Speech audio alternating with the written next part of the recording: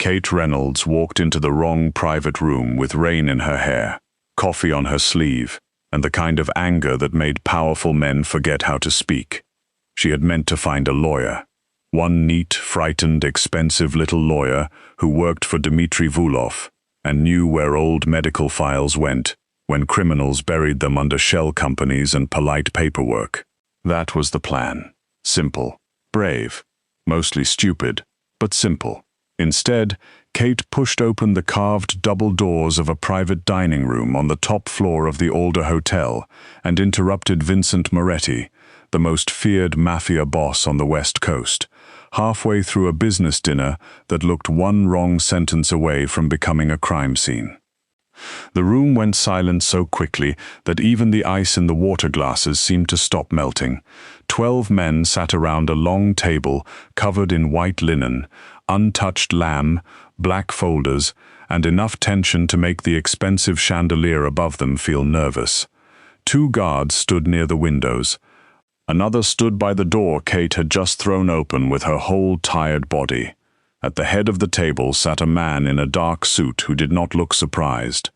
That was the first thing Kate noticed about him. Not the sharp cheekbones, not the silver-threaded black hair, not the shoulders that looked like they had been built by bad decisions and old violence, not even the fact that every man in the room seemed to be holding his breath because he had not told them what to do yet. No, the first thing Kate noticed was that Vincent Moretti looked at her like she was interesting. That annoyed her immediately. She lifted one hand, still gripping a damp folder from the hospital, and pointed it at him. I need 5 minutes, and before you say no, understand that I am operating on 3 hours of sleep, 1 cold bagel, and the full wrath of a fat woman who has not eaten since breakfast. A man near the middle of the table slowly lowered his fork. Someone else made a sound like he had swallowed wrong. Vincent Moretti leaned back in his chair. His eyes moved over her rain-soaked flats, her wrinkled navy dress, the broken clasp on her cheap purse, and the wild look in her face. His expression did not change, but something faint moved at the corner of his mouth. Not quite a smile, more like the memory of one. "Are you lost?" he asked. His voice was calm, low, almost gentle, which somehow made the room feel colder. Kate stepped farther inside. "Do not use that tone with me. I know men like you. You think because you have a nice suit and a private dining room and cheekbones that look funded by organized crime, you can make normal people disappear into paperwork. Well, congratulations. You found the one woman in Seattle who does paperwork for a living and has nothing left to lose." The man beside Vincent turned his head very slowly toward him, as if waiting for permission to breathe. Vincent did not give it. He kept looking at Kate. "You think I am a lawyer," he said. "I think you are Dmitri Vulov's lawyer." A pause passed through the room, not silence. Silence was empty. This was not empty. This had weight. This had teeth. Vincent placed 2 fingers against the rim of his glass, but did not drink. That is insulting in several directions. Kate blinked once. Her anger stumbled, but only for a second. "Are you not?" "No. Are you sure?" One of the guards near the window closed his eyes like he was praying for patience on someone else's behalf. Vincent's mouth finally curved. Barely. Very. Kate looked around the room for the first time with something other than panic. She saw the men watching her with faces too still to be ordinary businessmen. She saw the black folders, the careful distance between chairs, the guard by the door whose hand rested near his jacket. She saw the way no one looked annoyed on their own behalf. They only looked worried about how Vincent would react. A cold little thought walked up her spine and tapped the back of her neck. "Oh," she said. Vincent waited. Kate swallowed. "You're not the lawyer." "No, you're worse. That depends on the lawyer." The room stayed frozen. Kate should have apologized. She should have backed out slowly. She should have said she had made a mistake, found the elevator, gone home, and cried in her parked car where decent people broke down without witnesses. But Noah was in a hospital bed with monitors on his chest and a brave smile on his too pale face. Noah had asked her that morning if he was expensive, because children heard things adults tried to hide. Noah had 10 years of life behind him and a future being held hostage by medical records no one could find. Kate had already been dismissed by one records clerk, 2 administrators, and a doctor who kept saying complicated when he meant impossible. So she stayed. She lifted her chin and looked back at Vincent Moretti, because fear was useful only if it kept you sharp, and Kate had been sharp long before anyone took her seriously. "Fine," she said. "Wrong criminal." A breath moved across the table. It might have been shock. It might have been the ghost of laughter. Hard to tell in a room where every man looked like he had once signed a non-disclosure agreement with a shovel. Vincent looked almost pleased. "That is usually the moment people apologize. I am saving my apology budget for things that help my nephew." His face changed then. Not much, just enough. The faint amusement faded, leaving something colder and more alert beneath it. "Your nephew." Kate clutched the damp folder tighter. Her fingers were numb from the rain. Her body ached from the hospital chair she had slept in badly the night before. Her stomach twisted with hunger, fear, and the kind of hope that hurt because it had nowhere safe to go. "His name is Noah," she said. "He is 10. He is sick. The doctors need old family medical records connected to my sister, who disappeared years ago after getting involved with Dmitri Vulov's people. I need those records. I was told one of Dmitri's lawyers was staying in this hotel. I came here to ask nicely, then threaten legally, then probably cry in the lobby if neither worked." Vincent's gaze flicked to the folder. "And you believed storming into a private meeting was the asking nicely portion. I am under a lot of stress. I noticed. Do not sound amused. I can still sue someone. I have forms." That time, the man sitting 2 seats down from Vincent coughed into his napkin. Vincent did not look away from Kate. "What records?" "Old employment medical intake documents, insurance records, emergency contacts, maybe genetic history. My sister worked through one of Dmitri's shell businesses in Portland before she vanished. The hospital thinks Noah's condition may connect to something from my family history, something my sister knew and never told me. The paper trail leads to a company that doesn't exist anymore, which means it absolutely still exists but under a name with too many vowels and a tax attorney." Vincent's eyes sharpened. Kate saw it. She had spent 11 years in family law watching people lie across conference tables. She knew the moment when an idle listener became interested. She knew when information landed somewhere it could grow teeth. "You know the company," she said. "I know Dmitri." The way he said the name changed the air. Kate had heard hatred before. She had heard it from mothers who had lost custody battles, from fathers holding bank statements with shaking hands, from children too young to understand why adults fought over them like property. But Vincent's hatred was quieter than that. It did not flare. It waited. She took another step forward. The guard near the door shifted. Vincent raised one hand without looking at him, and the guard stopped. "Then help me," Kate said. A man at the far end of the table gave a short, humorless laugh.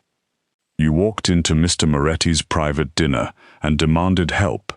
Kate looked at him. "I did not demand. I emotionally arrived." Vincent's eyes moved to the man, and the laugh died immediately. Kate should have felt satisfied. Instead, she felt the first true whisper of danger. Not because Vincent had yelled, he had not. Not because he had threatened anyone. He had not needed to. That was worse. A room full of hard men had gone quiet under one glance, and Kate was standing 5 feet from him, with wet shoes and no plan beyond desperation, dressed up as attitude. Vincent stood. The room seemed to lower itself around him. He was taller than she expected, not giant, not theatrical, but solid in a way that made space feel reconsidered. He buttoned his suit jacket slowly, then walked around the table. Nobody moved. Kate forced herself not to step back. She had spent her whole life watching people's faces change when they saw her body before they saw her. Too big, too loud, too soft-looking, too easy to underestimate. Men like Vincent Moretti were usually the worst about it. They saw size and decided what kind of woman she was before she opened her mouth. But Vincent did not look at her that way. He looked as if he was reading a locked document and enjoying the challenge. He stopped a careful distance away, close enough that she could see the faint scar near his left eyebrow, far enough that she did not feel crowded. "Kate Reynolds," he said. Her pulse jumped. "I did not tell you my name. No, but your visitor badge is turned backward, and your hospital folder has a tab with your last name." Kate looked down. The folder tab read, "Reynolds" in black marker. "Oh," she said. "Well, that was less impressive than I feared." Again, that almost smile. "You came from the hospital." "Yes. Today. Yes. Your nephew is there now." Kate's humor thinned. "Yes. What hospital?" "No." Vincent tilted his head slightly. "No? You heard me. I am desperate, not stupid. I don't give hospital information to strange criminals in private rooms just because they have nice tailoring and a murder stare." Behind him, one of the men whispered, "Murder stare?" Vincent did not react. "You came looking for Dmitri's lawyer. I came looking for records, and found me, through no fault of my own. The door was marked private. I assumed criminals lied on doors." The almost smile returned, but this time it was smaller, warmer maybe. Or maybe Kate was very tired and starting to hallucinate kindness in a man who probably knew 12 ways to dispose of a body before dessert. Vincent turned slightly toward the table. Dinner is over. No one argued. Chairs moved back at once. Men gathered folders, avoided Kate's eyes, and filed toward the door like schoolchildren released by a teacher they feared. The man who had coughed into his napkin gave Kate one quick look as he passed. Not hostile, curious, maybe impressed. The guards remained. So did Vincent. Kate watched the room empty and realized too late that she had not improved her situation. She had simply reduced the number of witnesses. "That was not necessary," she said. "It was, I do not want to be alone with you." "You are not alone." Vincent glanced toward one of the guards. "Marcus is here." Marcus Chen stood near the wall, tall, broad, and unimpressed by almost everything. He had the face of a man who had never lost a fight, missed a detail, or laughed at a joke by accident. Kate looked at him. Wonderful. The emotional support wall. Marcus blinked. Vincent looked at the ceiling for half a second. That time, he was definitely trying not to smile. Kate exhaled hard and rubbed one hand over her face. The adrenaline was fading now, which was unfair because she still needed it. Without it, exhaustion crept in through every crack. Her feet hurt. Her dress clung damply to her knees. Her hair was probably expanding from the rain in ways no civilized mirror should witness. She had not eaten since a vending machine granola bar that tasted like cardboard had given up on itself halfway through. And Noah was still sick. The thought pulled everything else out from under her. Vincent noticed. Of course he did. Dangerous men noticed weakness like weather. He moved toward a sideboard, poured water into a glass, and held it out to her. Kate eyed it. "Is it poisoned?" "No." "That is exactly what someone would say if it were poisoned. If I wanted to hurt you, Miss Reynolds, I would not waste good water." She stared at him. He stared back. Against every intelligent instinct she possessed, Kate took the glass and drank half of it. Her hand shook only a little. Vincent saw that too, but he was polite enough not to mention it, which made her trust him slightly more, and much less at the same time. "What do you want from Dmitri's business?" he asked. "I told you. You told me the emotional version. Now tell me the useful version." Kate hated that she understood the distinction. She opened the folder and spread the damp pages across the end of the table. Hospital requests. Old addresses, her sister's name, possible employer names, dates, red circles, sticky notes with angry handwriting. A life trying to save a child, reduced to paper under bad lighting. My sister, Leah Reynolds, worked in Portland under a fake administrative contract almost 7 years ago. The company was called Northline Civic Services, but it dissolved after 2 lawsuits and reappeared as a charity consulting group. Then, that group merged into something called Holloway Outreach. Holloway appears in custody-related non-profit filings. Dmitri's name is nowhere, obviously, because men like him prefer paperwork to wear gloves. But the same registered agent shows up in 3 places.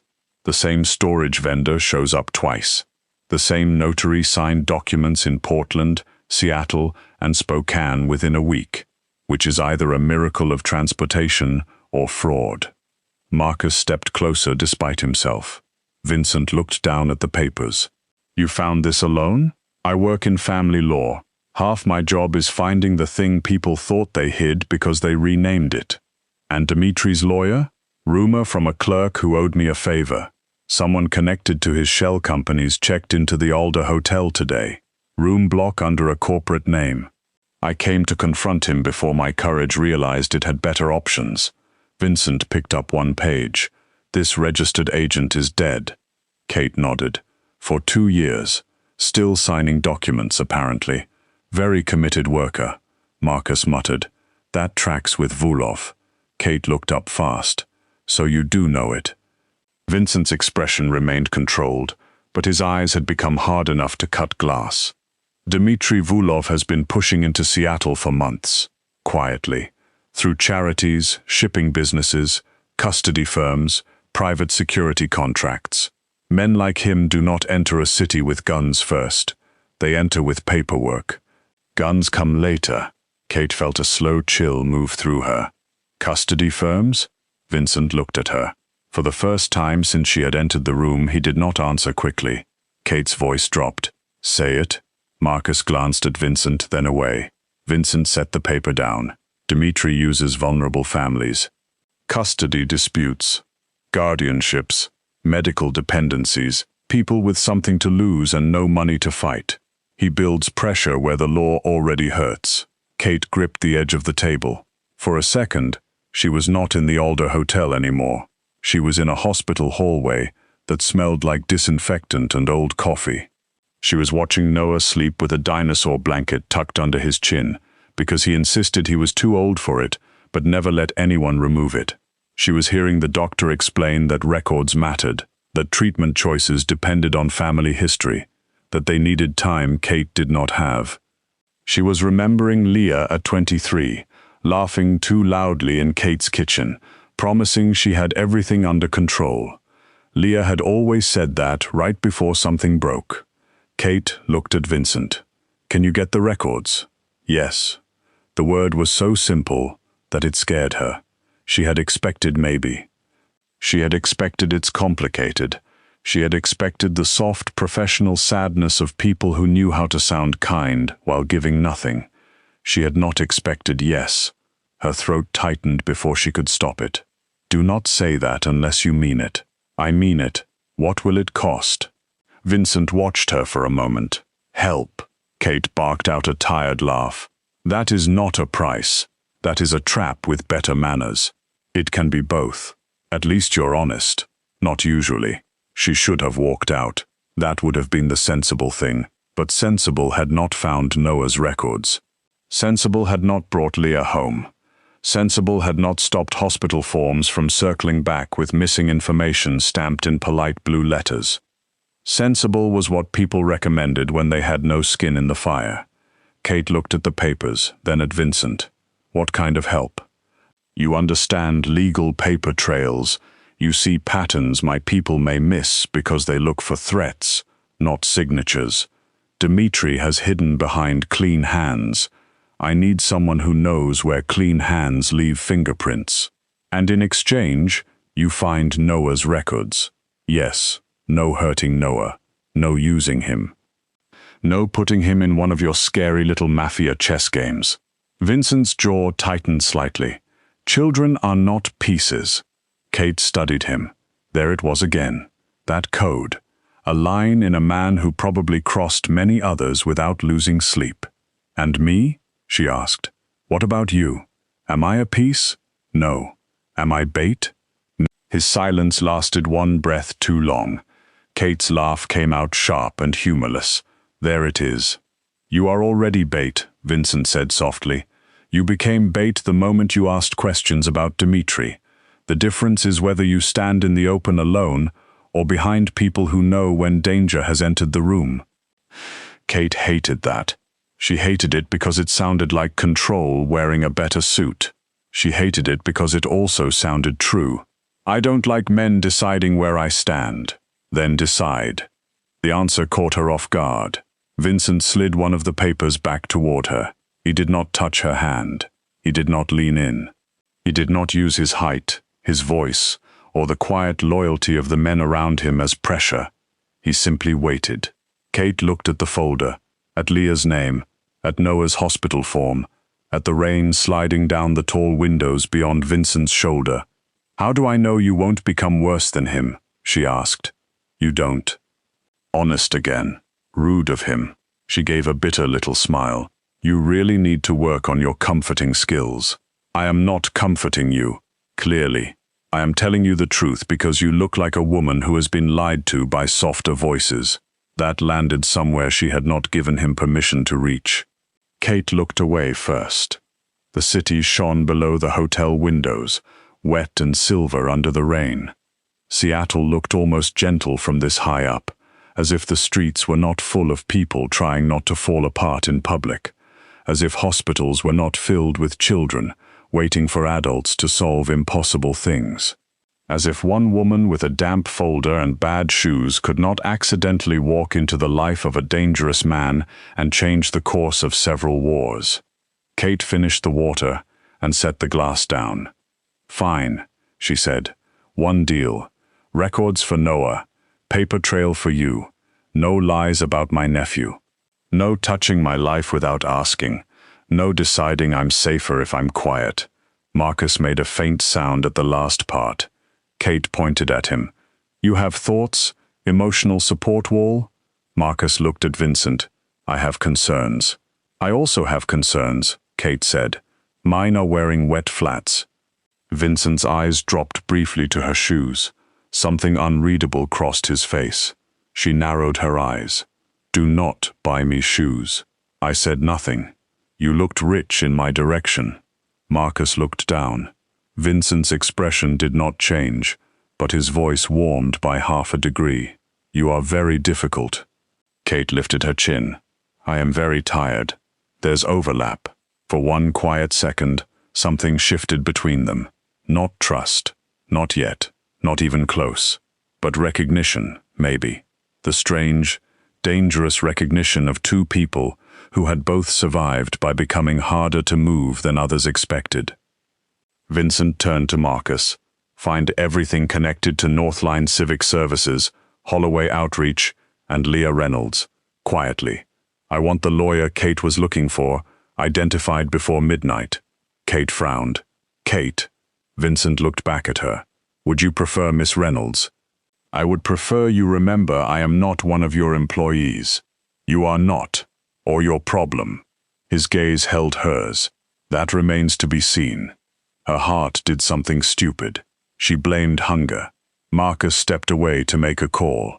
Vincent gathered the damp papers with surprising care and placed them back in order. Kate noticed his hands, broad, scarred at the knuckles, gentle with paper that mattered because it mattered to her. She did not like noticing that. "You should eat," he said.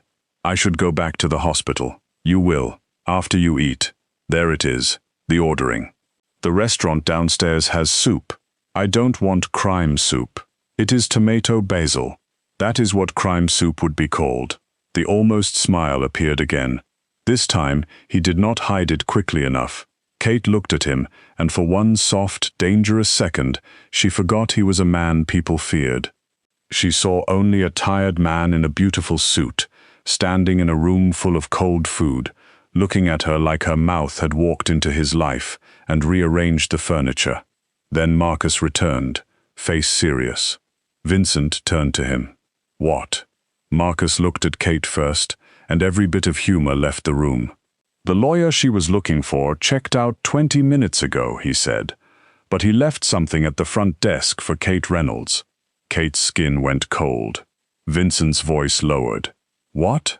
Marcus held up a small white envelope sealed in plastic. Kate stared at her own name written across the front in neat black ink. For a moment, all she could hear was the rain against the glass. Vincent took the envelope from Marcus but did not open it.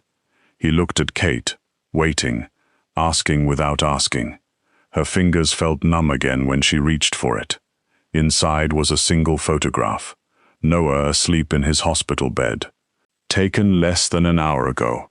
On the back, someone had written, "Stop asking about your sister." Kate could not breathe. Vincent's face went completely still. Not angry, not loud. Something worse.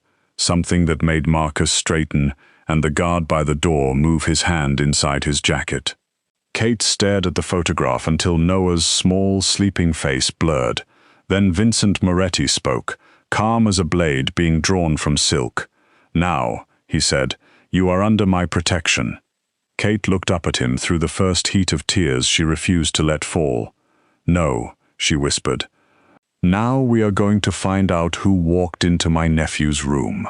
And for the first time that night, Vincent Moretti looked at Kate Reynolds, not like a woman who needed saving, and not like a problem that had fallen through the wrong door, but like a storm he had been foolish enough to welcome inside. The man who had photographed Noah had been close enough to see the dinosaur blanket tucked beneath his chin, and Kate could not stop thinking about that. Not the threat on the back of the picture, not the lawyer who had vanished from the Alder Hotel like smoke under a locked door. Not even Vincent Moretti standing beside her with murder made quiet in his eyes. Only Noah. Noah asleep under cheap hospital lighting.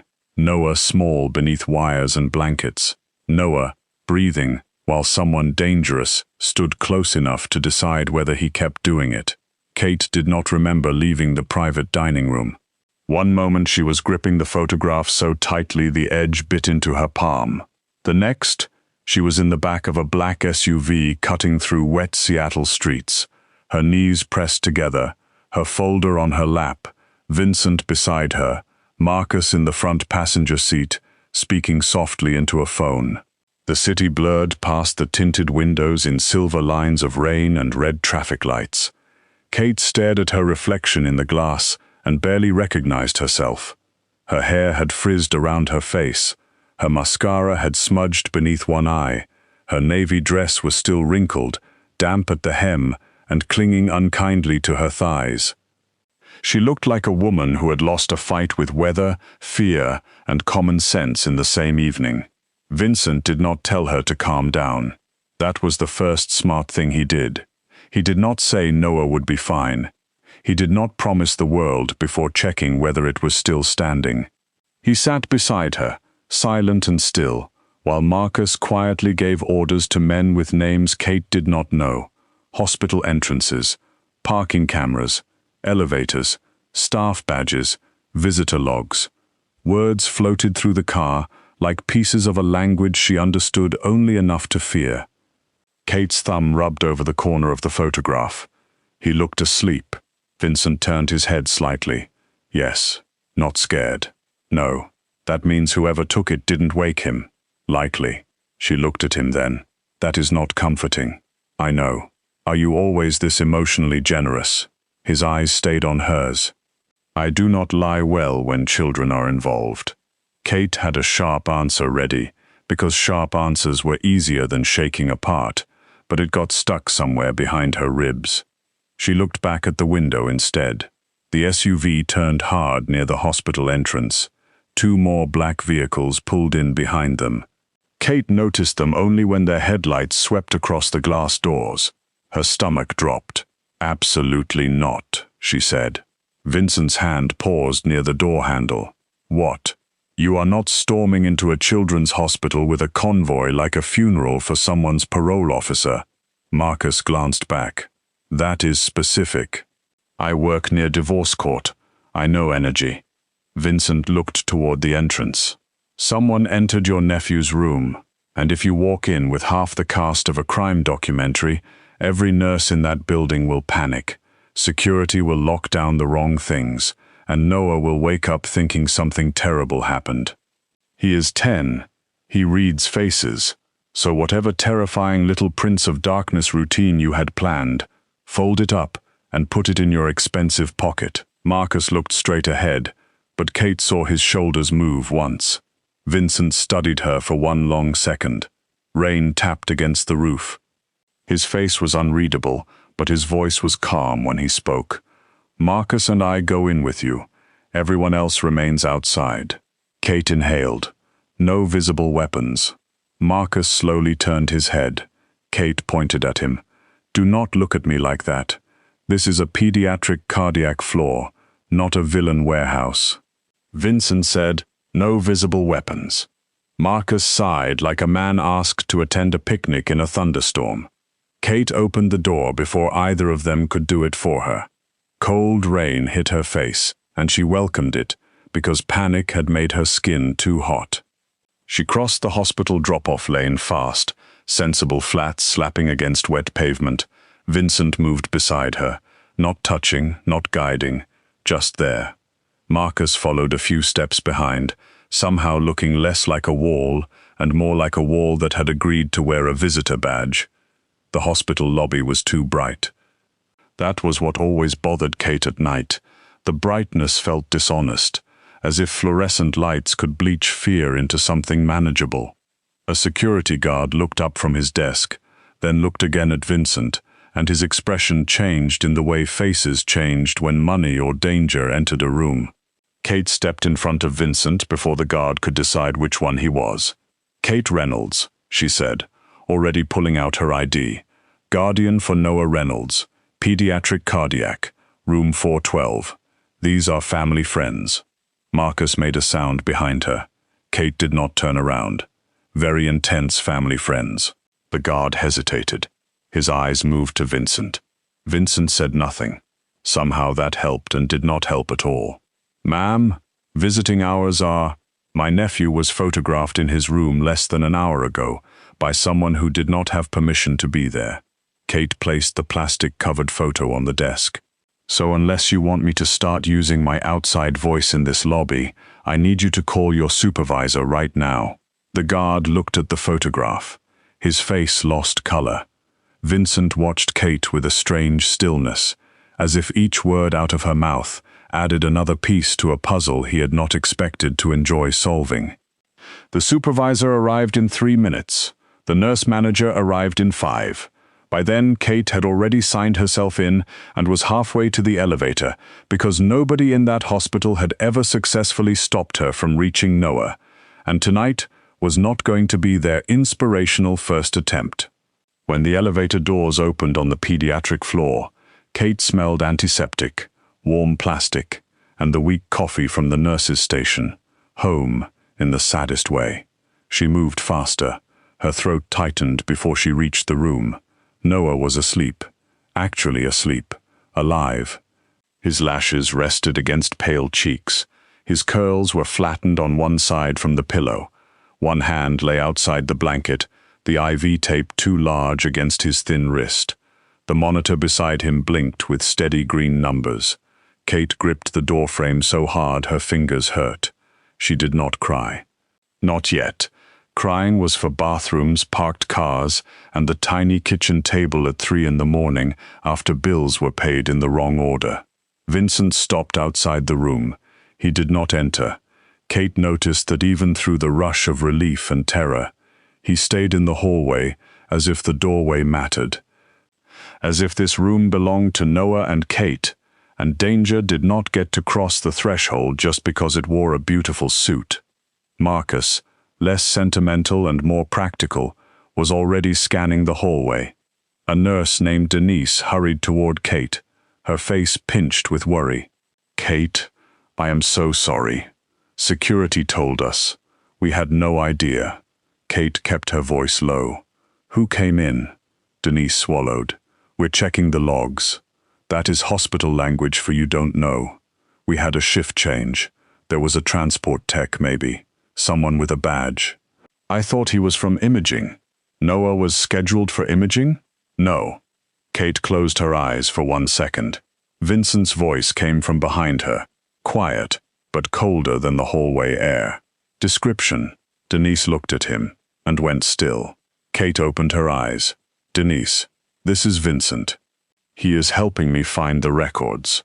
Denise looked at Vincent's suit, his face, Marcus behind him, then back at Kate. Is he legal help? Kate almost laughed. It came out wrong. In spirit. Vincent said nothing. Denise wisely chose not to ask more. He wore blue scrubs, she said. Cap low, mask, average height. I didn't see his face clearly.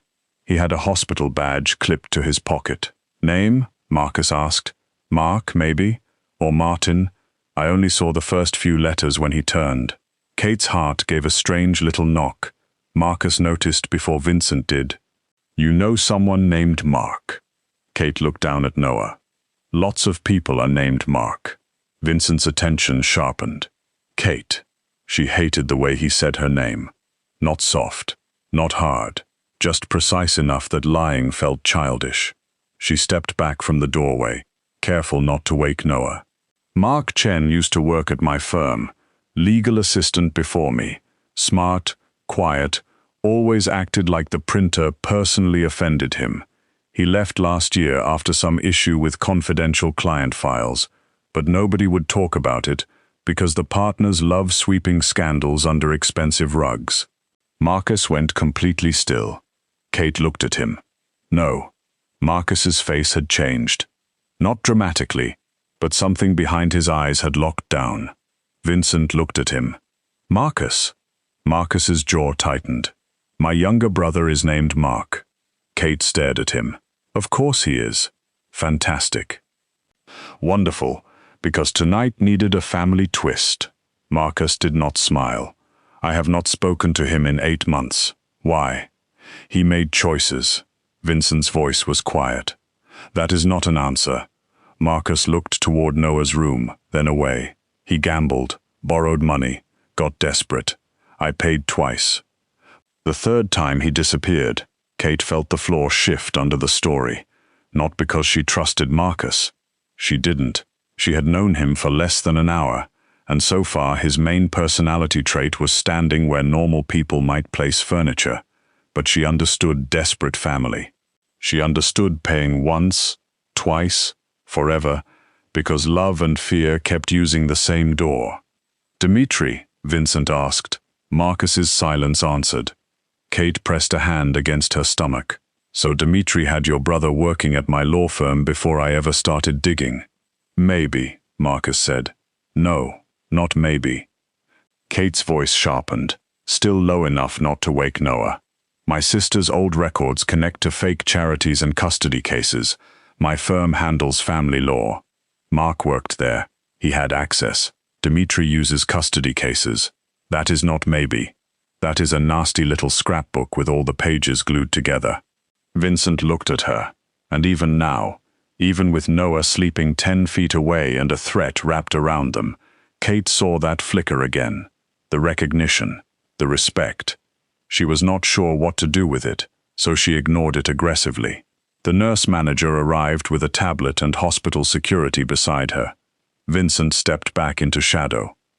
Marcus did not. Kate did the talking because this was her world now, not his. She asked for badge logs. She asked for camera footage. She asked for a list of every employee, contractor, vendor, transport worker, technician, temporary staffer, and mysterious ghost in scrubs who had accessed the floor that evening. When the security supervisor began explaining privacy policy, Kate smiled in a way that made even Marcus look mildly impressed. I work in legal filings for a living, she said sweetly.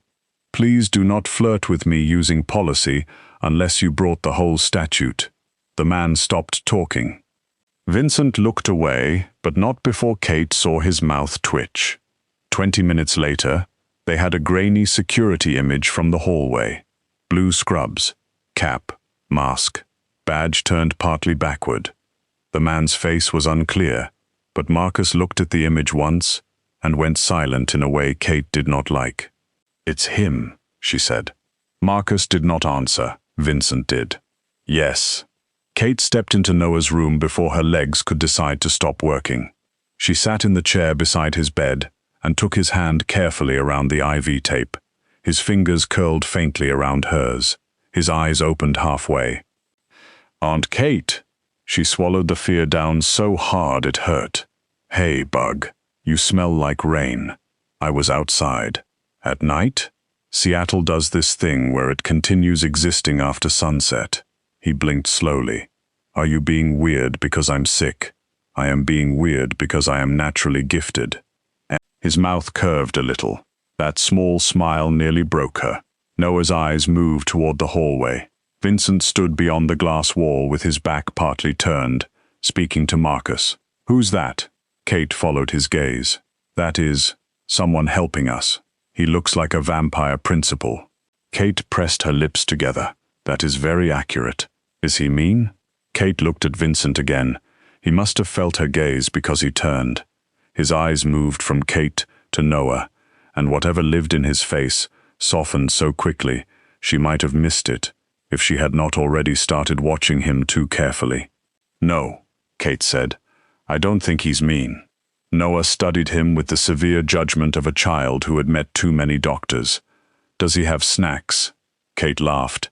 It came out shaky but real. "That is the first important question anyone has asked tonight." Vincent entered only after Kate nodded. He stopped near the foot of the bed, keeping space between himself and the machines. He looked too dark for the room, too expensive, too impossible, like a storm had put on a visitor badge. "Noah," Kate said, "this is Mr. Moretti." Noah squinted. "Are you rich?" Vincent blinked once. Kate covered her mouth. "I am comfortable," Vincent said. "That means rich." "It usually does," Kate muttered. Noah looked at Vincent's suit. "Do you own a building?" "Yes." "More than one?" "Yes." "Do any have a pool?" "No." Noah frowned. "Then what's the point?" For the first time, Kate heard Vincent Moretti almost laugh. Not fully, just one quiet breath. But it changed his whole face for half a second, and she had the stupid thought that he should do it more often. "I will consider that," Vincent said. Noah nodded, apparently satisfied that he had improved the man's life. Then his eyes grew heavy again. "Aunt Kate?" "I'm here. Are we in trouble?" Kate's chest tightened. She could lie to adults. She could lie to hospital billing. She could lie to herself while making instant coffee in the dark. But Noah had already learned too young that trouble had many shapes. "Someone tried to scare us," she said softly. "But I'm handling it." Noah's eyes shifted to Vincent. "Is he helping handle it?" Kate hesitated. Vincent did not. "Yes," he said, "if your aunt allows it." Noah looked at Kate. "You should allow snacks too. I see your priorities remain trash. Doctor says calories matter." That is not what she meant, and you know it. Noah smiled faintly, then drifted back to sleep with his hand still in hers. Kate stayed in the chair until his breathing evened out again. Vincent returned to the hallway without a word. She watched through the glass as he spoke quietly with Marcus. Marcus looked older now, not weaker, just struck in a place armor did not cover. After a while, Kate stepped out. "Well?" she asked. Vincent's expression had returned to control. "Your apartment is not safe." "No." "The hospital is compromised." "Also no." "You and Noah will move tonight." Kate folded her arms. "There it is." Vincent's eyes narrowed slightly. "There what is?" "The part where helping becomes ordering. I told you I do not like men deciding where I stand." Someone came into his room. I was present for the horrifying scrapbook portion, thank you. Dmitri has your name, your workplace, your nephew's room, and likely your apartment. And your solution is to scoop us up and deposit us into the nearest marble bunker. My solution is a secured house with medical access, controlled entry, and staff I trust. "Congratulations! You made marble bunker sound boring," Marcus said. "It is not marble."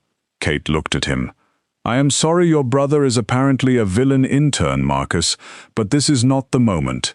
He accepted that with a small nod, which somehow made her feel a little bad. Vincent stepped closer, still not crowding her. Kate, I am not asking you to enjoy this. I am asking you to survive it. Something about the sentence was too quiet, too bare.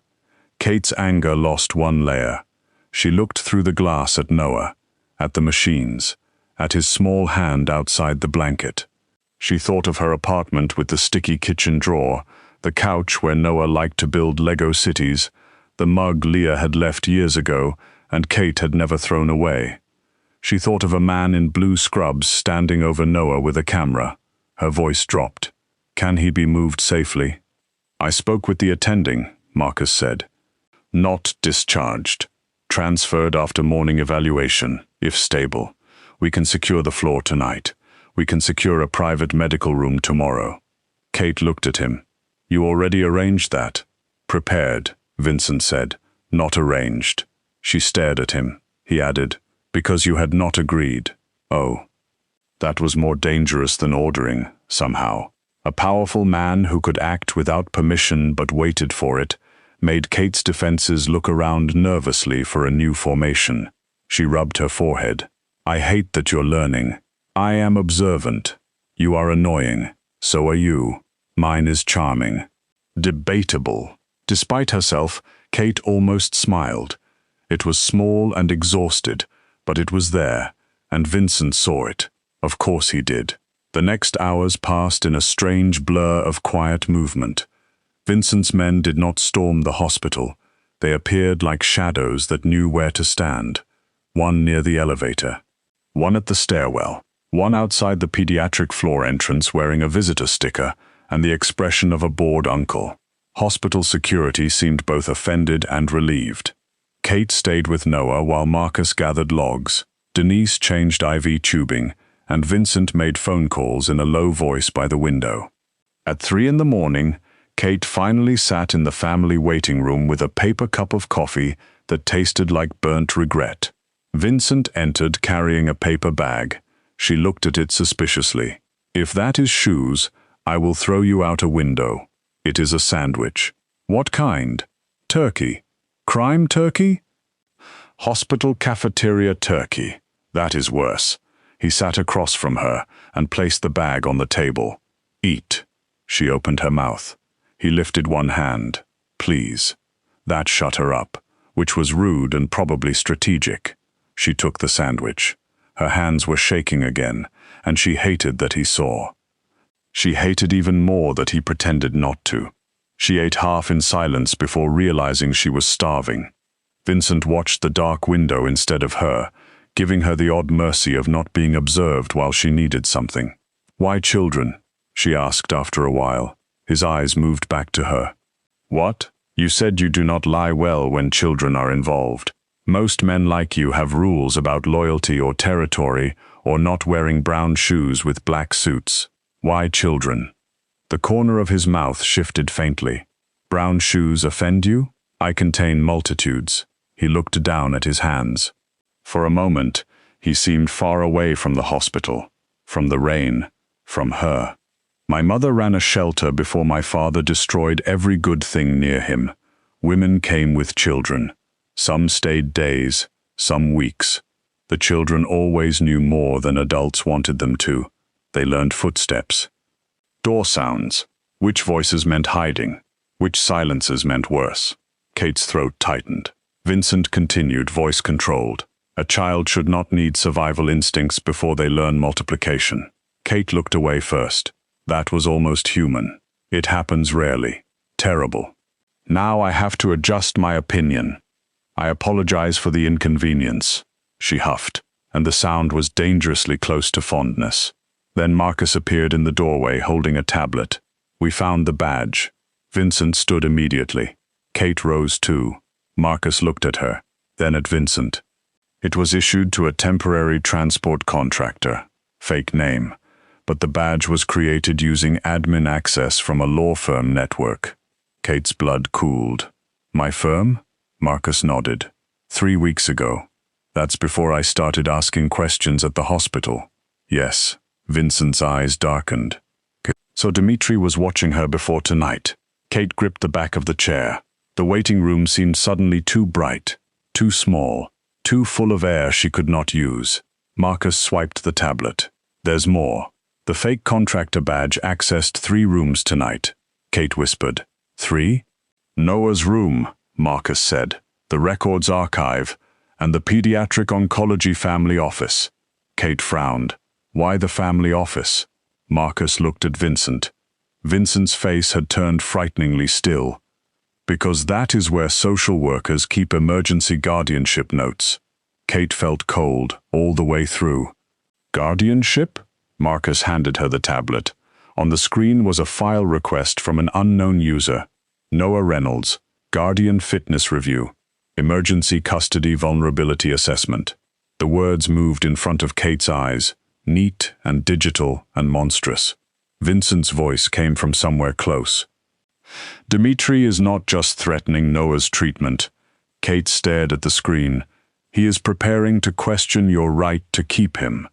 For a second, Kate could not speak. Then something inside her, something older than fear and sharper than exhaustion, stood up. No, she said. Vincent watched her carefully. Kate looked at the tablet again, then at Marcus, then at Vincent. Her voice was low now, not loud, not shaking, not funny. No one takes my nephew. Vincent's eyes held hers, and in them she saw the same promise she felt burning through her own blood. No, he said, they do not. By sunrise, Kate had agreed to the secure house, though she refused to call it that. She called it the temporary anxiety castle until Vincent gave up correcting her. Noah remained asleep through most of the transfer discussion, waking only long enough to ask if the anxiety castle had pancakes. Vincent said yes before Kate could say she did not know. Noah gave him a sleepy thumbs up and decided the vampire principal could stay. The house stood beyond the city in a quiet neighborhood with old trees, high gates, and a view of the water turned silver under morning fog. It was not Vincent's main mansion, which Kate appreciated because she was not emotionally prepared for chandeliers before coffee.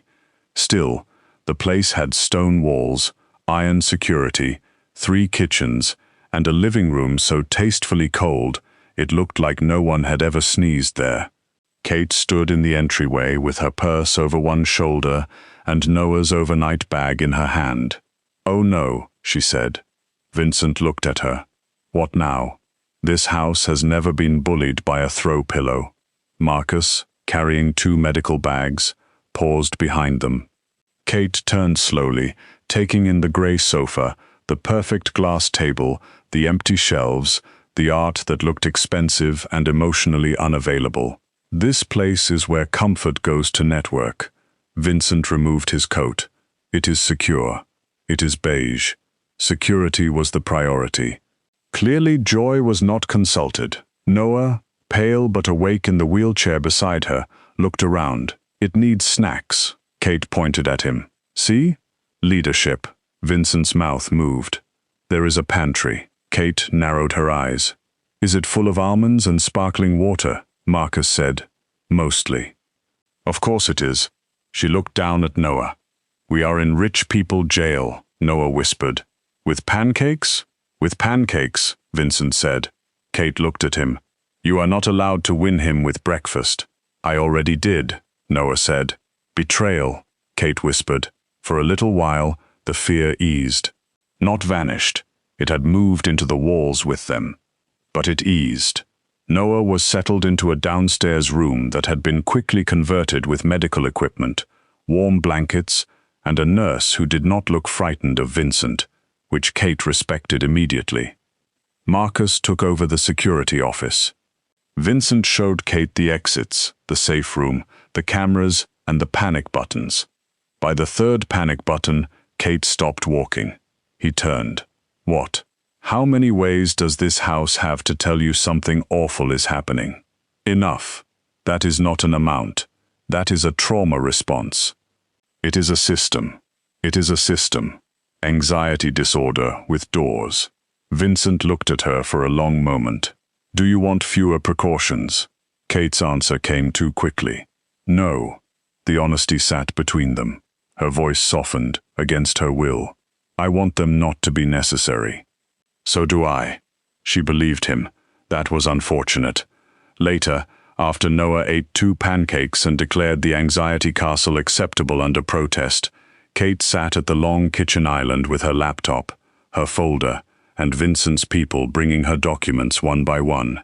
Shell companies, charity filings, custody case donations, storage invoices, old employee rosters. Leah's name appeared once, then vanished. Northline Civic Services appeared twice. Holloway Outreach appeared under 3 slightly different addresses. Dmitri's name appeared nowhere, which made him feel everywhere. Vincent stood across from Kate, sleeves rolled to his forearms, reading a file in silence. The sight irritated her, because men should not be allowed to look that good while investigating threats to children. It created confusing workplace conditions. Marcus entered with a stack of printed records. His expression was tight. Kate looked up. Tell me your face has good news. My face rarely has news. Your face just announced a funeral. Vincent glanced at the papers. What is it? Marcus set them down.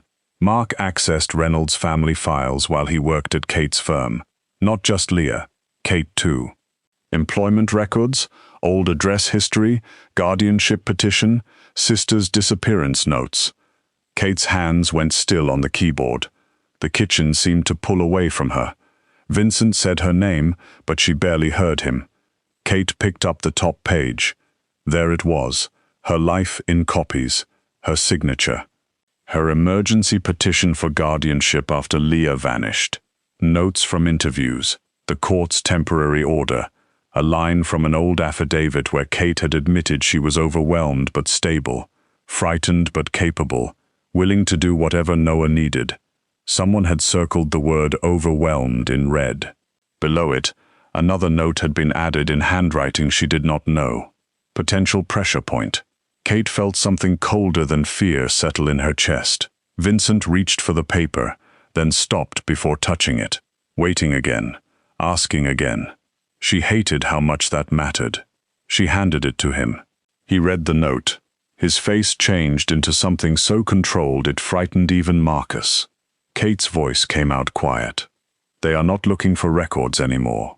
Vincent looked at her. She swallowed. They are building a story. Sick child. Overweight single aunt. Missing mother. Stress. Hospital pressure. Maybe unstable. Maybe unfit. Maybe Noah should be placed somewhere safer while everything gets reviewed. No one spoke. Kate laughed once, but there was no humor in it. That is how you steal a child politely. You don't break into the room and carry him out. You make a judge think you're saving him. Vincent's hand closed around the paper. Kate stood. The chair scraped loudly behind her. I need my firm's case archive. Marcus frowned. That is not safe. No, Marcus. Nothing is safe. That has been established. The archive has Mark's old access logs. If he pulled my files, he may have pulled others. Custody cases, charity-linked cases, families Dmitri pressured. We find the pattern, we expose the machine. Vincent watched her. You want to go to your office? I want to break into my own workplace on a Saturday before criminals finish weaponizing family court against me. Marcus said, That is a terrible plan. Kate looked at him. Thank you. Emotional support wall. I value your brand consistency. Vincent did not smile this time. Kate. She turned on him. Do not tell me to stay here. His eyes held hers. For 1 second, she thought he would do exactly that. Order. Protect. Decide. Become another man who took her fear and turned it into a locked room. Instead, Vincent picked up his coat. I was going to say, he said, wear shoes you can run in. Kate stared at him. The warmth that moved through her was soft and dangerous and terribly timed. Oh, she said. Vincent's gaze lowered briefly to her ruined flats. And before you accuse me, I did not buy them. Marcus opened a drawer and removed a plain black box. I did. Kate looked at him. Marcus looked back, perfectly serious. They are tactical flats. Kate blinked. That is the saddest phrase I have ever found attractive. Vincent turned toward the door, but not before Kate saw his smile. Outside, the morning fog pressed against the windows. Somewhere across the city, Dmitri Vulov was tightening a net made of paperwork, fear, and old family wounds.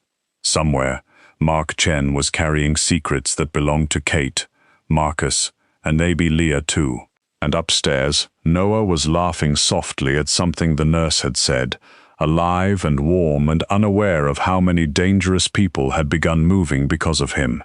Kate picked up the black box, opened it, and found the ugliest comfortable shoes she had ever seen. She put them on. Then she looked at Vincent Moretti and lifted her chin. Fine, she said. Let's go commit legal research with consequences. Vincent opened the door for her, and this time Kate walked through it on purpose. The law firm smelled like lemon cleaner, old coffee, and the kind of secrets people paid hourly rates to make sound respectable. Kate had unlocked the side entrance with a key she was not technically supposed to use on weekends, though technically had stopped being a useful word somewhere between the hospital photograph and the tactical flats. Vincent followed her inside without touching anything. Marcus came behind them, silent as guilt, his eyes moving over the empty reception desk, the family portraits on the wall, the closed conference rooms where people had cried over custody schedules and retirement accounts, and children who learned too early that love could come with paperwork. Kate paused near her desk. Everything looked normal. Her cheap desk plant leaned toward the window like it had given up on management. Her mug sat beside the keyboard, still stained with yesterday's coffee. A sticky note reminded her to call Mrs. Delgado about mediation forms. Another note said, Noah liked the red juice better than the orange one, because Kate had written it at work after a hospital call and never thrown it away. Ordinary things, safe things, the kind of things that should not have been part of a war. Vincent looked at the sticky note but said nothing. Kate appreciated that more than she wanted to. Archive room is downstairs, she said. The partners keep physical backups because Mr. Weller doesn't trust clouds. He thinks Dropbox is a young person trying to rob him. Marcus moved toward the hallway. Cameras? Front lobby, parking lot, back stairs.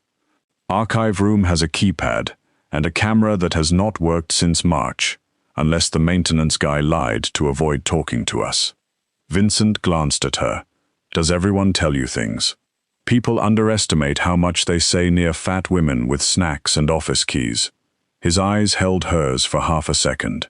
Useful mistake. Yes, she said quietly. It is. They went down the back stairs, the building creaking around them. Outside, morning was still gray and damp, the city not fully awake. Inside, the law firm felt like a stage after the actors had left, every room holding the shape of yesterday's arguments. Kate keyed in the archive code with her shoulder tense. The lock clicked open. The room beyond was narrow and windowless, lined with metal shelves and banker boxes labeled by year, client number, and case type. It smelled like paper, dust, and stale air. Kate breathed it in and felt steadier. This was not a warehouse. This was not a hospital hallway. This was her territory. Men like Dmitri hid behind paperwork because they thought paperwork was dull. Kate had built an entire life on the fact that dull things told the truth when dramatic people got tired. She went straight to the back shelf. Custody emergency filings from last year. Mark handled intake support for several of them before he left. If Dmitri was using family court pressure, the pattern should be here. Marcus stood near the doorway, like he expected his brother to step out from behind a box. Maybe some part of him did. Vincent lifted one box down for Kate without being asked, set it on the table, then stepped back. He was learning where help ended and takeover began. It made him more dangerous in a different way. Kate opened the first box and began reading. For nearly an hour, There was only paper. Paper and rain tapping somewhere above them. Paper and Marcus's phone buzzing in short bursts. Paper and Vincent turning pages with careful hands. Kate built the pattern slowly, the way she always did. Same charity names, same emergency grants. Same custody evaluators appearing in cases that had nothing else in common. Same private transport service, same notary, same shell address in Portland. Same judge's clerk copied by mistake on 2 documents because criminals were often clever but rarely patient. Then she found Leah. Not her full name at first, just L. Reynolds on a witness intake sheet attached to a sealed custody case. Kate stared at it until the letters blurred. Vincent noticed immediately. "What is it?" Kate did not answer. She flipped the page, then another. The file was old, older than the label on the box. It should not have been there. Someone had hidden it inside a different family's case, slipped between court orders and financial disclosures like a confession folded into someone else's mail. Leah Reynolds, administrative support contractor, Northline Civic Services. Kate sat down hard in the metal chair. Marcus stepped forward. Kate. She was helping them. The words felt wrong in her mouth. No, wait. She read faster. Her sister's signature appeared on 3 forms. Intake, transport authorization, confidential medical handling. Then, on the last page, a note in Leah's handwriting. Messy, familiar, hurried. If anything happens, look for Holloway, not Northline. Noah's father file is false. Medical history sealed under Vulov legal protection. Do not trust Mark C. Kate. Went cold. Marcus closed his eyes. Noah's father file. Kate whispered. Vincent's voice was quiet. Did your sister ever name his father? No. She said he was nobody worth remembering. I thought she meant some useless boyfriend. I thought... Kate pressed a hand to her mouth. The archive room tilted around her. The doctors needed family history. Leah knew something. She hid it because of Dmitri. Marcus looked at the note again. She named Mark. Kate's head snapped up. You knew? No. His answer came out rough. No, Kate. I swear to you. Vincent watched him for one breath, then another. Whatever he saw must have satisfied him, because he turned back to Kate. We need the rest of the sealed file. Kate's eyes moved across the page. It says Holloway, not Northline. The original records were transferred to Holloway Outreach's medical archive. That means Dmitri has them, or had them. Marcus's phone buzzed again. He looked down, and his expression changed. Vincent saw it. What? Marcus turned the screen toward him. A message from an unknown number. Tell Reynolds to stop. Last warning. The boy looks peaceful when he sleeps. Kate stood so fast the chair hit the shelf behind her. Vincent reached for his phone. House. Marcus was already calling. His voice turned sharp and professional. Lock down the house. No one in or out. Check Noah's room. Now. The next 10 seconds lasted too long. Kate could hear her own breathing. She could hear rain. She could hear Vincent's call connect, and a woman's voice answer from the safe house. Then a pause. Then movement. Then the nurse saying Noah was asleep, secure. Guards in place, no breach. Kate put one hand on the table and bent forward. Vincent did not touch her, but he came closer, close enough that she could feel the warmth of him beside her. Marcus stared at the message. Mark is nearby. Kate looked up. How do you know? He would not send that unless he was watching the move we just made. Vincent's eyes went to the ceiling, then the door. He followed us. A sound came from upstairs. Not loud, just a thud. All 3 of them went still. Kate whispered, Please tell me old law firms make charming haunted noises. Marcus drew his weapon. Not that, Kate whispered. I specifically requested not that. Vincent moved in front of her, and this time Kate grabbed his sleeve before he could step farther. He looked down at her hand. She looked up at him. Do not put me behind you and forget I exist. His jaw tightened. The old instinct was there. She saw it. The urge to place her somewhere safe, to take the danger into his own hands, to turn protection into a locked door before either of them noticed. But then his eyes shifted. He remembered. He breathed once. "Stay beside Marcus," he said. "Not behind." Kate released his sleeve. "Acceptable," she whispered. They moved up the stairs slowly. The hallway above was empty. The reception desk sat untouched. The front door was still locked.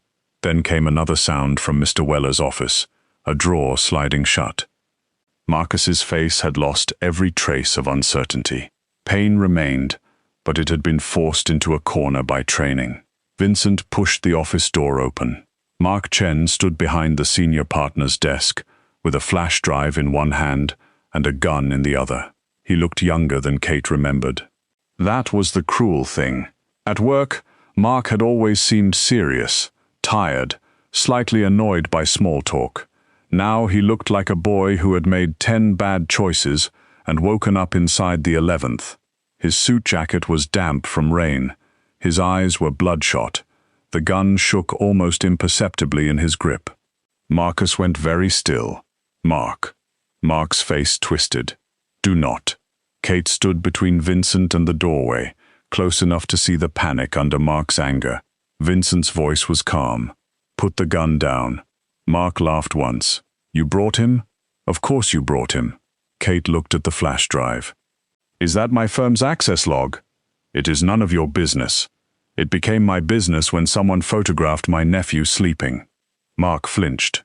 "There. Not enough. But there." Kate took one careful step forward. Vincent's hand shifted, but he did not stop her. "You took the picture," she said. Mark swallowed. "I didn't hurt him." "No. You just made sure I knew you could." His hand tightened around the gun. "I had orders." Kate's laugh was soft and ugly. Every coward in history has had orders. Marcus closed his eyes for half a second. Mark's face reddened. "You don't know anything. I know you worked here. I know you accessed my guardianship file before I ever knew Dmitri's name. I know my sister wrote not to trust you. I know you sold pieces of families to men who knew where to press until something broke. I didn't sell families. Then what would you call it?" Mark's mouth opened, but no answer came. Marcus's voice was rough. "You went to Vulov. I went to anyone who would stop the debt from burying me."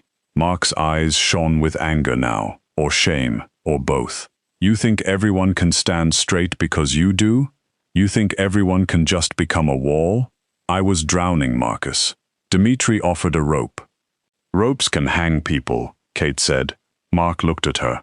"You think I don't know that?" Vincent had not moved. That scared Kate more than if he had. His stillness had gathered into something precise. One wrong motion, one wrong breath, and the room would become a different kind of story. Kate kept her eyes on Mark. "Where are Noah's records?" Mark's face changed again, so he knew. Kate stepped forward once more. "Where?" Mark shook his head.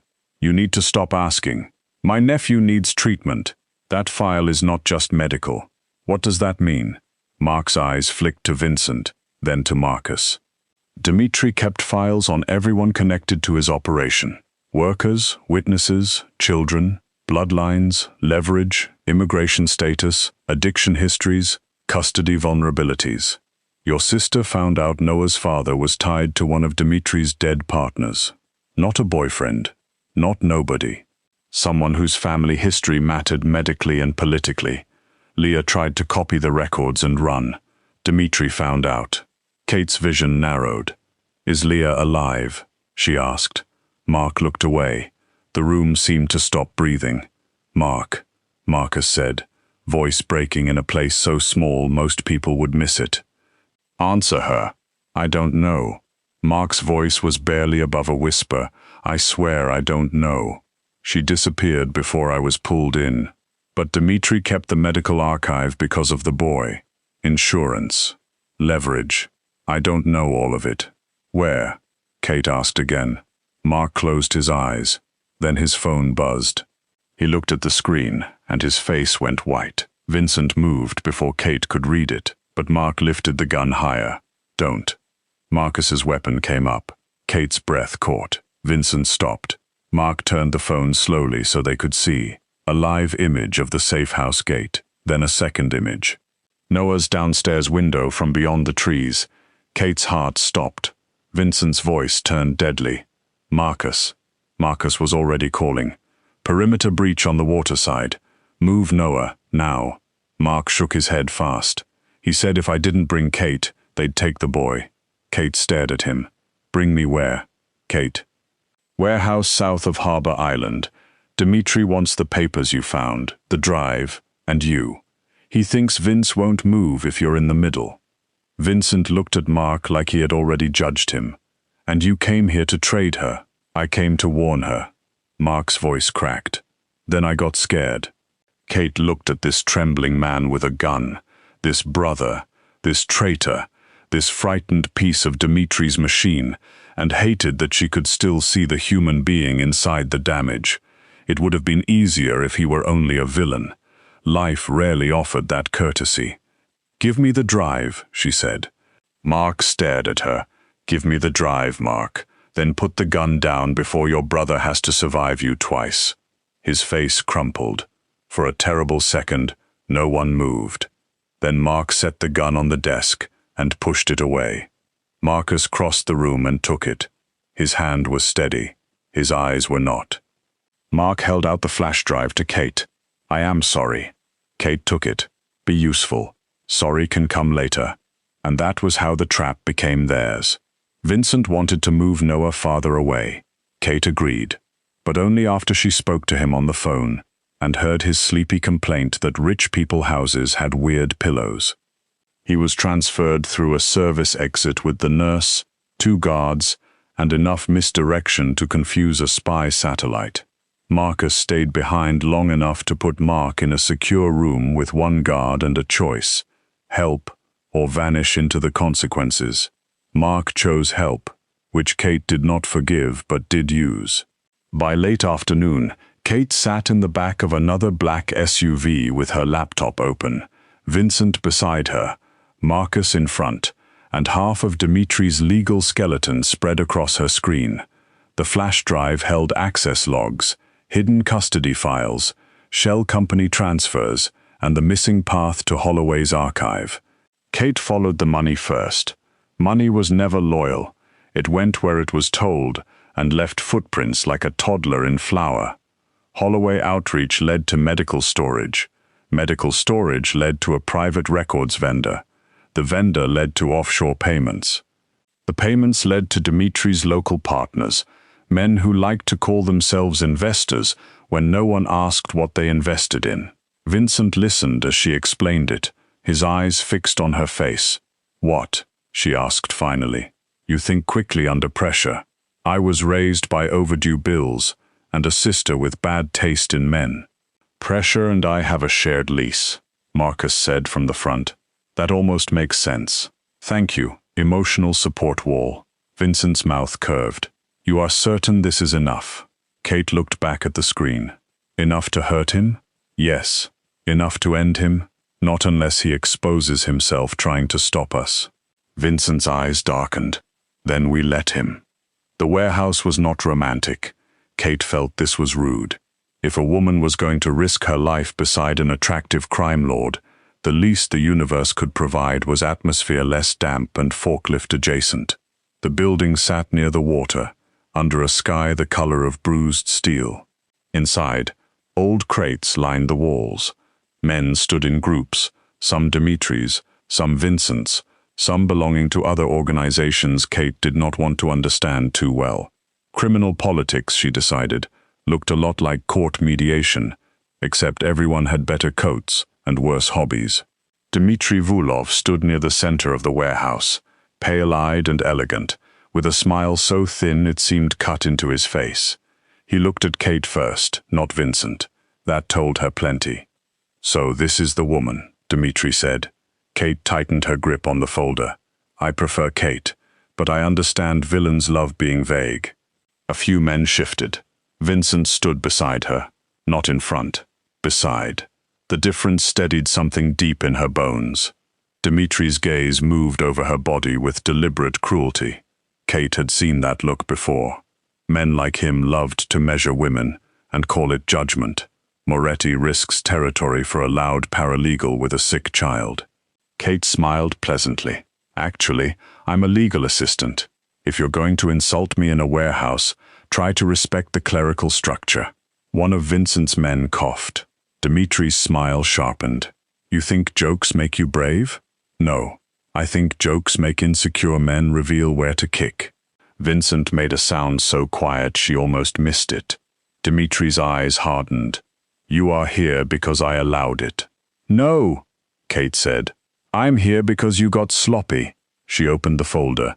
Vincent had warned her that rooms like this respected power first, proof second, and morality never unless forced. Kate understood.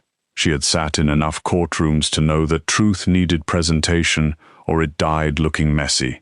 So she did not begin with Noah. She did not begin with Leah. She began with money. She spoke calmly. Holloway Outreach, Northline Civic Services, dead registered agents, medical storage vendors, custody pressure, emergency guardianship files, charity grants routed through shell contracts. Dmitri's men shifted as she named companies they had thought were invisible. Rival figures listened harder. Vincent stayed silent, letting her build the room brick by brick.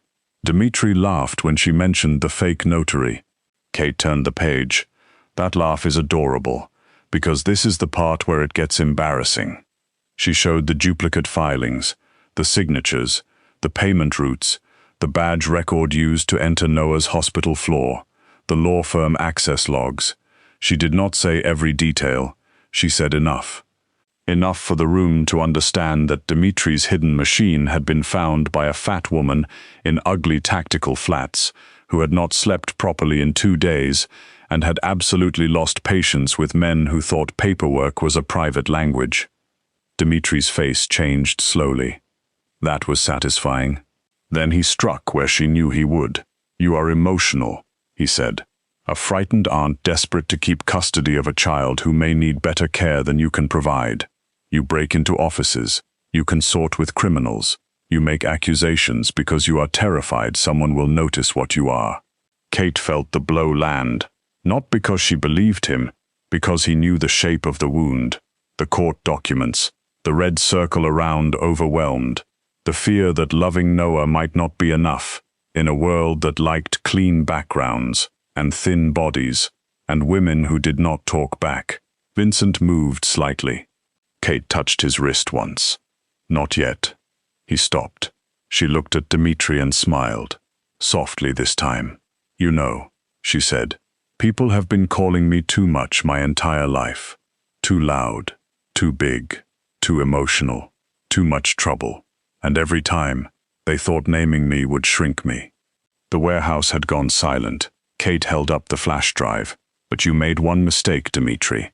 You assumed the woman everyone underestimated would underestimate herself too. Then she turned toward one of the older men near the crates, a gray-haired shipping boss Vincent had identified on the drive over. Your nephew's custody case went through Holloway's partner charity last spring.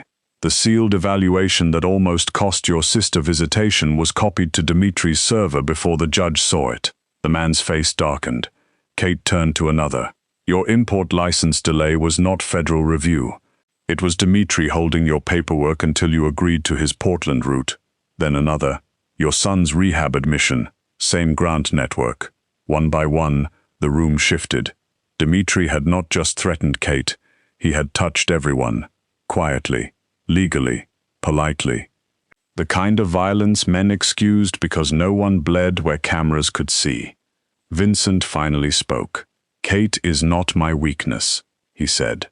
His voice did not rise. It did not need to. She is the reason you are standing in a room full of men who now know exactly how you plan to own them. Dmitri's eyes burned.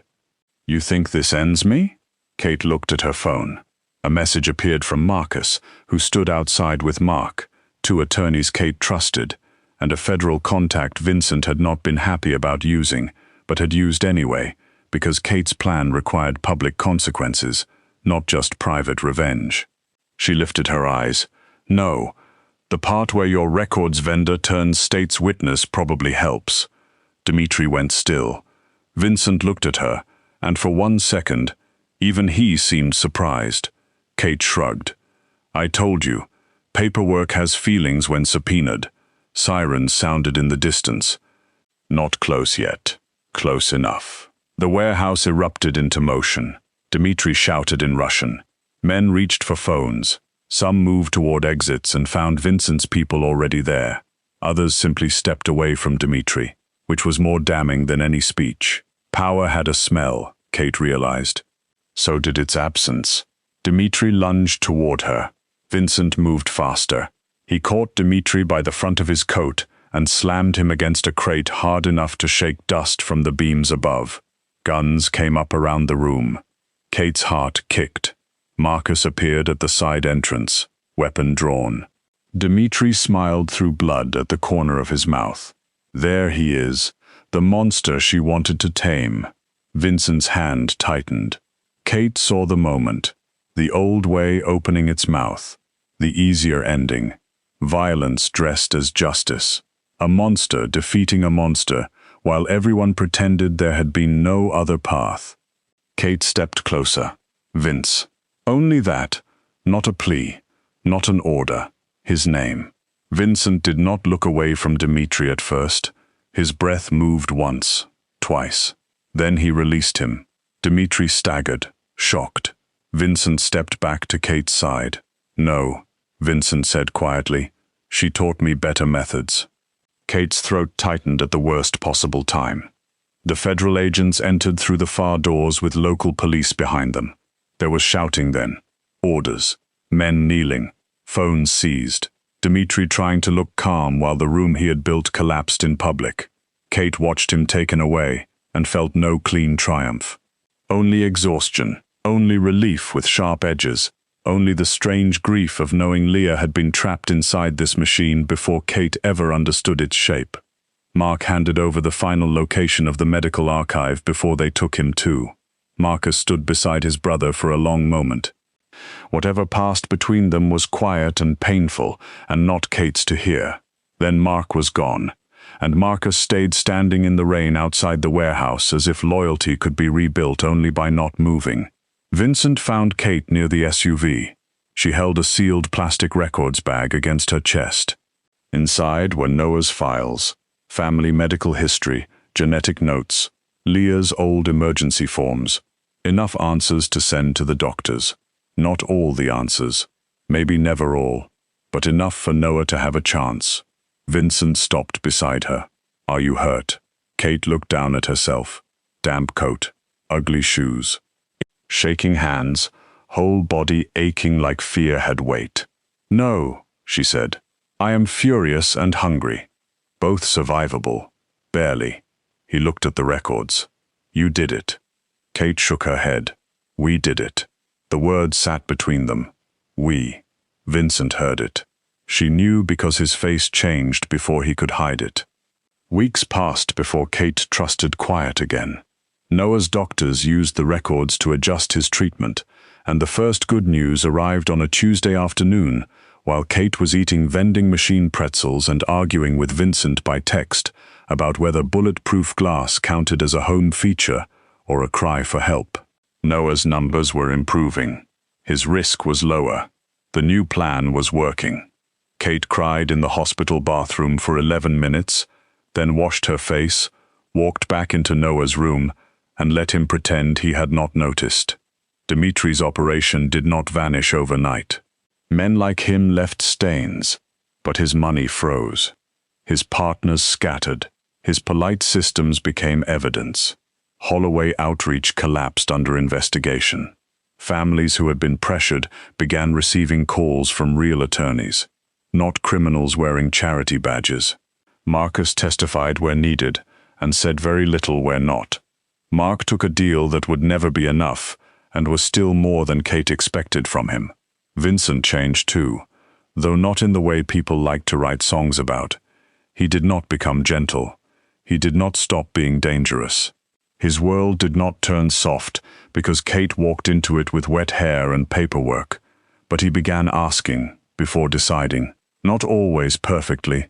Sometimes he looked like the effort pained him. Sometimes Kate had to stare at him across a room until he remembered that protection was not a leash. Still, he remembered, when he wanted to add 2 guards to Noah's school transfer, he asked Kate first. When he thought her apartment was still unsafe, he did not simply move her belongings.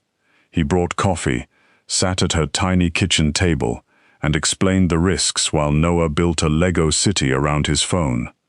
When Kate said the secure house felt less like a prison now but still needed curtains with actual personality, Vincent handed her a credit card and said, "Cause damage." That was how the beige living room got orange pillows, 3 mismatched blankets, and 1 ceramic frog Noah named Dmitri because it looked morally suspicious. Months later, the secure house no longer felt like it was holding its breath. It smelled like garlic, butter, and something slightly burned because Vincent had insisted he could help in the kitchen, and Kate had learned that confidence was not the same as skill. Noah sat at the long table with color in his cheeks, showing Marcus a card trick that Marcus pretended not to understand, even though he absolutely did. Denise, the nurse who had become more family than staff, laughed near the stove. 2 of Vincent's guards argued quietly about whether the ceramic frog should be allowed on the dinner table. Kate said Dmitri the frog had earned his place through emotional growth. Vincent stood beside her at the counter, sleeves rolled up, holding a bowl of salad like it might betray him. Kate looked around the room and felt something soft open in her chest. The house that had once felt too cold, too perfect, too much like rich people jail, was loud now. Messy, warm.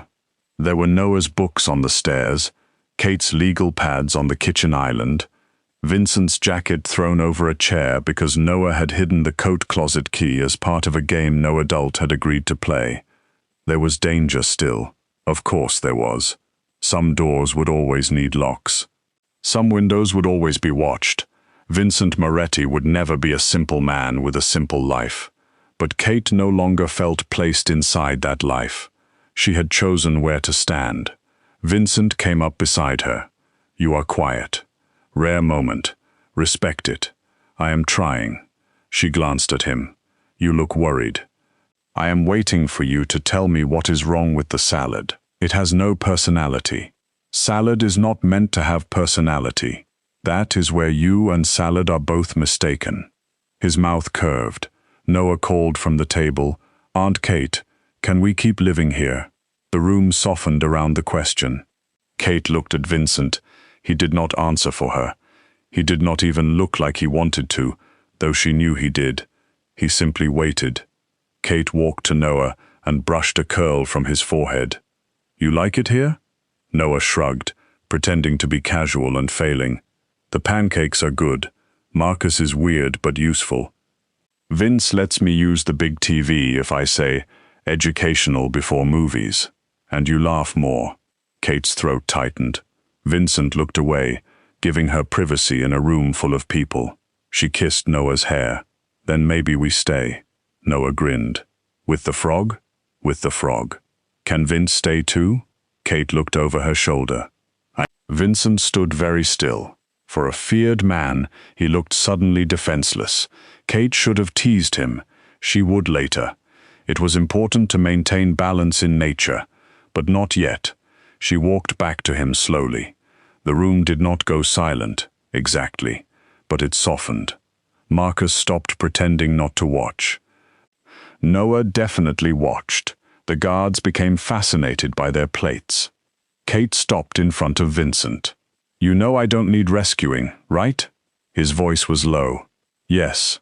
And if you start acting like security protocols are romance again, I will make your life deeply inconvenient." "I know. And I still hate crime soup." It was tomato basil. It was emotionally suspicious.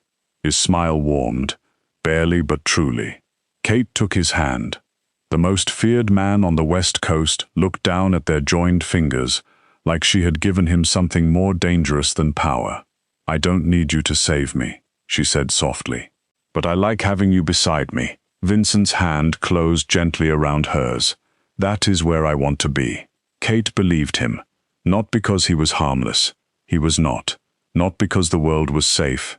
It was not. But because when the fight became too big for one person, he had not taken it from her. He had stood beside her. He had listened. He had learned the shape of her trust and treated it like something that could not be bought, forced, or guarded into existence. Behind them, Noah groaned. "Are you guys going to kiss? Because I'm eating." Kate turned. "You have survived medical trauma, criminal threats, and rich people almonds. You can survive mild romance," Marcus said. "I may not." Vincent looked at him. "You are dismissed." "No," Kate said. "He's family now. Unfortunately." Marcus blinked once. "That is unnecessary." Noah grinned. "Emotional support wall." For one perfect second, Vincent laughed. Fully.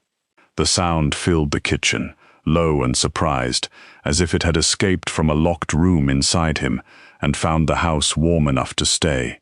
Kate looked at him and thought of the night she had walked into the wrong private room, with rain in her hair and terror in her bones. She had been looking for a lawyer. She had found a criminal, then a partner, then a home where danger still stood outside the gates, but love had learned not to lock the doors from the inside. Later, after dinner, after Noah fell asleep on the couch with Dmitri, the frog tucked beside him as a prisoner of war, Kate stood by the window, watching rain silver the glass. Vincent came up behind her but did not touch her until she leaned back first. "You ruined my peace," he said. Kate smiled. "Your peace was beige. It was orderly. It was sad with better furniture." His arms came around her slowly, giving her every chance to move away. She did not. Outside, Seattle glittered under rain. Somewhere, there would always be men who thought power meant taking. Somewhere, there would always be paperwork hiding cruelty behind polite language. Somewhere, another locked room waited for someone bold enough to enter it by mistake. But tonight, Noah was safe. Kate was loved. Vincent Moretti, who had once made rooms silent just by entering them, stood in a noisy house full of mismatched pillows, burnt garlic, bad jokes, and people who no longer trembled when he spoke. Kate looked up at him. "You know, all of this happened because I walked into the wrong room." Vincent lowered his forehead to hers. "No." "No?" His voice softened. "You walked into the right one. I was the one who did not know it yet." Kate rolled her eyes, though her heart betrayed her completely. "That was almost romantic. I am improving, slowly. I have a strict teacher. She sounds beautiful and legally terrifying. She is trouble in sensible shoes." Kate glanced down at the tactical flats by the door, now scuffed, rain-stained, and very much part of family history. Then she smiled. Months ago, she had been a woman everyone underestimated, trying to hold her life together with humor, stubbornness, and take-out coffee. She still was, in some ways. But now she was also the woman who had stood in a warehouse full of dangerous men and made the truth louder than fear. The woman who had found her sister's trail, saved her nephew's future, and taught a mafia boss that protection without choice was only another kind of cage. She had not been rescued because she was helpless. She had been backed up because the fight was too big for one person. And Vincent Moretti had not won her by taking over her life. He had earned his place in it by standing beside her when the room went quiet, when the danger came close, and when she asked him to trust her instead of locking the door. Kate turned in his arms as the rain kept falling outside. In the living room, Noah mumbled in his sleep. Marcus quietly moved a blanket over him. Someone in the kitchen cursed at the dishwasher. The ceramic frog stared from the coffee table with suspicious dignity. The house was not peaceful. It was better. It was home.